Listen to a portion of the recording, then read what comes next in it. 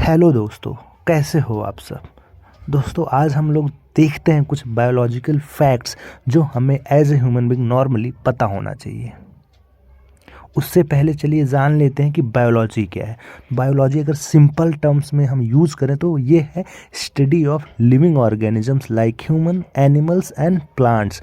मतलब हम human life, animal life या प्लांट लाइफ के बारे में जब स्टडी करते हैं उसी को बोलते हैं बायोलॉजी। बस इतना हमें पता होना चाहिए, ठीक है। बायोलॉजी इज़ लाइफ के बारे में पढ़ने को ही या स्टडी करना ही बायोलॉजी होता है। तो पहला जो फैक्ट है कि हमारे बॉडी में 12 सिस्टम परफॉर्म करते हैं। दोस्तों हमें पता है हमारी बॉडी कोई ना कोई प्रोसेस हमेशा करती ही रहती है। इन प्रोसेसेस को 12 सिस्टम्स में डिवाइड किया गया है और वे 12 सिस्टम्स ये रहे। पहला होता है circulatory system, digestive system, endocrine system, immune system, integumentary system, lymphatic system, muscular system, nervous system, reproductive system, respiratory system,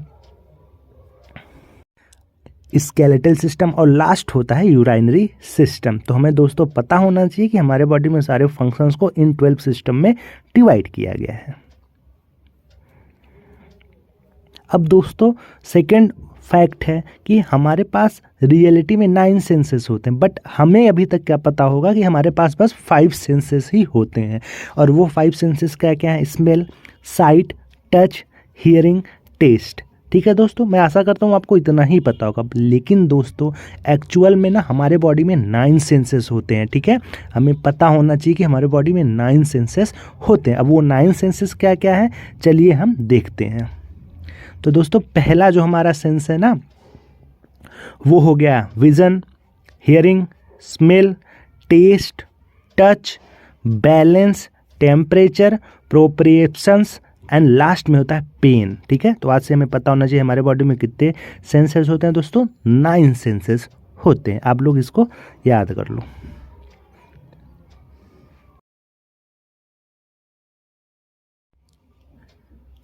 अब नेक्स्ट फैक्ट क्या है दोस्तों? क्या अपेंडिक्स का कोई यूज हमारे बॉडी में है? दोस्तों अक्सर लोग क्या कहते हैं कि हमारे बॉडी में अपेंडिक्स सबसे यूजलेस ऑर्गन्स होता है, जिसकी जो फंक्शंस होते हैं ना वो मिलियंस ऑफ ईयर अगो ये लॉस्ट कर चुका है, ऐसा लोग कहते हैं। और कभी कभी तो उल्टा सीधा खाने की वजह से हमारे बॉडी में इन्फेक्शन कॉज कर देता है ये पार्ट, जिसको हम अपेंडिसाइट्स बोलते हैं। लेकिन दोस्तों क्या ये सच में यूजलेस है? नहीं दोस्तों, ये यूजलेस बिल्कुल भी नहीं है। आज भी हमारे बॉडी में ये बहुत ही इंपॉर्टेंट फंक्शन परफॉर्म करता है डाइजेस्टिव सिस्टम में। ये गुड बैक्टीरियाज को स्टोर करता है जो डाइजेशन के टाइम पे खाने को ब्रेक डाउन में हेल्प करता है दोस्तों। ठीक है, तो हमारे से अपेंडिक्स को नहीं कहेंगे कि ये यूजलेस ऑर्गन है। क्यों? क्योंकि हमारे बॉडी में डाइजेशन के टाइम ये हेल्प करता है डाइजेस्टिव सिस्टम को। चलिए नेक्स्ट फैक्ट हम देखते हैं। तो अगला फैक्ट है कि आपको पता है हमारी बॉडी कितने सारे एटम से मिलके बनी है? आपने ज़्यादातर सुना होगा मिलियंस, बिलियंस या ट्रिलियंस। क्या हमने कभी ऑक्टिलियंस के बारे में सुना है? क्या आप अंदाज़ा लगा सकते हो एक ऑक्टिलियंस में कितने जीरोज होते हैं? दोस्तों एक ऑक्टिलियन में 27 जीरोज होते हैं और एक एडल्ट ह्यूमन बॉडी 7 ऑक्टिलियंस एटम से मिलके बनता है। याद रखना दोस्तों, हमारी जो एक एवरेज एडल्ट की बॉडी है उसके अंदर 7 ऑक्टिलियंस एटम्स होते हैं। अब हम नेक्स्ट फैक्ट पे चलते हैं। ऐसा माना जाता है कि हम एक टाइम पे फरी बीइंग्स थे। दोस्तों ऐसा माना जाता है कि हम जो है ना चिंपैंजी से इवॉल्व होकर ह्यूमंस बने, लेकिन फिर भी हमारे और चिंपैंजी में इतना डिफरेंस क्यों है?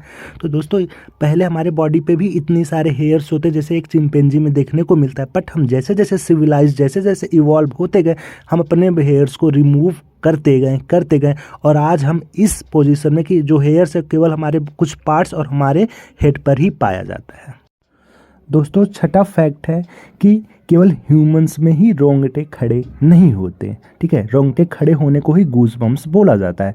दोस्तों गूज़बम्प्स क्या होता है? जब हमारी बॉडी के जो हेयर्स के नीचे का स्मॉल मसल होता है, जब वो टेंस्ड, अब जब उसके अंदर तनाव आता है तो हमारे वो हेयर को पुल कर देता है, जिसकी वजह से हमारे जो हेयर या रोंगटे होते हैं वो खड़े हो जाते हैं, ठीक है।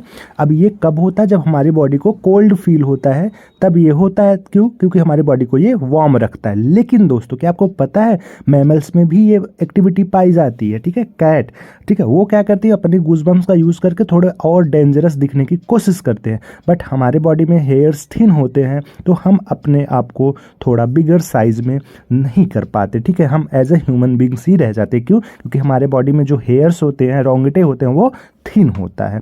तो याद रखना, केवल ह्यूमंस में नहीं, एनिमल्स यानी कि मैमल्स में भी गूज़बम्प्स या रोंगटे खड़े हो जाने की एक्टिविटी देखी जाती है। अगर आज के फैक्ट आपको अच्छे लगे हो तो हमारी यूट्यूब चैनल को आप सब्सक्राइब कर लो, ताकि आपको साइंस रिलेटेड ऐसे ही कुछ और वीडियोस मिल सके, ठीक है दोस्तों। तो मिलते हैं अगले वीडियो में।